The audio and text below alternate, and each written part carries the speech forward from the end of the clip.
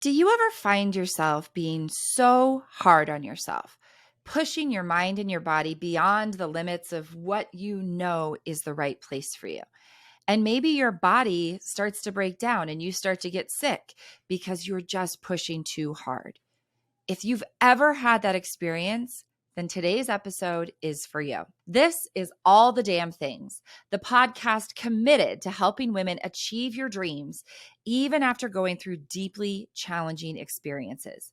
My name is Bevin Farrand, the founder of the Take the Damn Chance movement and creator of the Do the Damn Thing method. Yes, I say damn a lot, but it does mean something. It stands for Decide and Declare, Attend Your Own Party, Moments Not Minutes, and Now is the Time. I created this framework to support women in going after your big, bold dreams, even after navigating things like fertility issues, losing someone you love, divorce, health issues, all of those things that make us stop and go, damn, that was hard. It's changed my life, and I know that it can make a huge impact on yours. One of my favorite books of all time is The 4 Agreements by Don Miguel Ruiz. If you've never read it, it breaks down 4 agreements that we can make with ourselves to drastically improve the quality of our life and our interaction with the world in the day-to-day. Those agreements are: be impeccable with your word, don't take anything personally, don't make assumptions, and always do your best. Now, all 4 of these are incredible, but the one that I want to focus on today is the always do your best. That sounds like it's push yourself harder, do as much as you possibly can, go for it every single day. But that's not the case. Let me read what it means. Your best is going to change from moment to moment. It will be different when you are healthy as opposed to sick. Under any circumstance, simply do your best, and you will avoid self-judgment, self-abuse, and regret. When I'm talking about always doing your best, I will say always do your best and no more. There are going to be days some of you want to go out and run a marathon, and you have the ability to do that.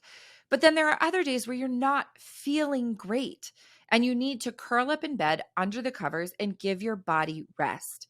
If you were to go run that marathon on the day when you're sick, you're more likely to get injured. You're more likely to be sidelined for days or weeks because you've pushed yourself too hard.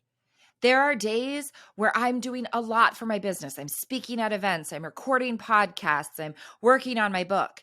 And then there are days when all I want to do is sit on the couch, cuddled up with my kiddos, and eat popcorn. And both of those days are incredibly valid. That is the issue I really want us to acknowledge. When we hear this hustle culture where people should be going hard, working 80 hours a week to achieve your dreams, then it seems like those days where we are cuddled on the couch or under the covers are worse than the days where we seem really busy.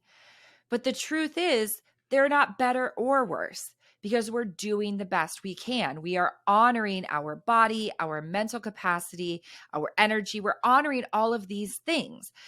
Have to have those days where we've taken our foot off the gas in order to operate at our best the other days. When we are always doing our best and no more, then we are honoring where we are at. We are acknowledging what we have the capacity for, and we're doing that. And on the days when we have more energy, we have more time, we have more space, we do our best on those days too. It would be just as frustrating on the days when you have the desire and the energy to go out and run that marathon if you forced yourself to stay on the couch. We are always doing the best that we can and no more.